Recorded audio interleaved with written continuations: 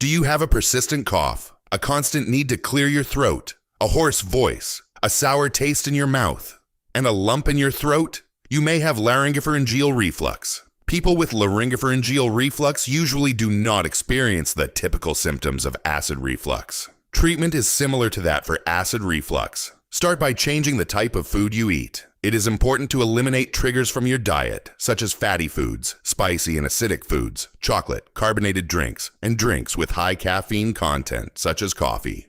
It is also important to cut down on alcohol, eat 3 to 4 hours before bed, avoid late-night snacking, and try not to eat more than you need. Get free medical consultations only at AskDoctors.com.